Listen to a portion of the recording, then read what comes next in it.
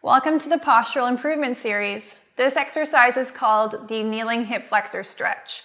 So this is something you can do daily, and it helps to improve your posture, especially for people who have really low exaggerated curvatures in their back, or have people who have low back pain. This is really helpful in reducing that pain and improving that, again, that low back curvature that can be exaggerated from too much sitting, which, let's face it, we're all guilty of.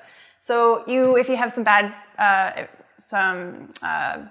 pain in your back, just take it easy and make sure you're breathing throughout. Never push yourself to a point of discomfort or pain. The whole point is to ease the pain.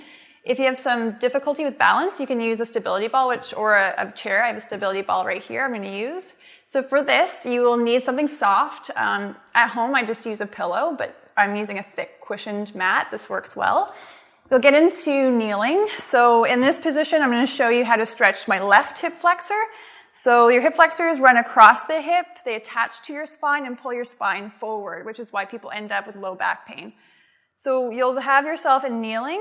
You can hold on to a chair, a wall, in my case, a stability ball. In this position, make sure my knee is comforted by something soft. And then you're going to start to do a pelvic tilt. So I'm going to tuck my tailbone under until I feel a gentle stretch in the front of my hip. Then I'm going to move my hips slightly forward.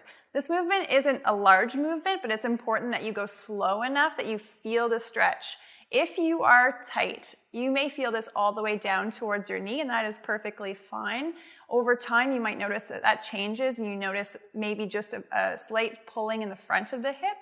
It's important that you make sure you only go very mild with this stretch, not to strain by stretching. This is something that should feel better the longer you hold it.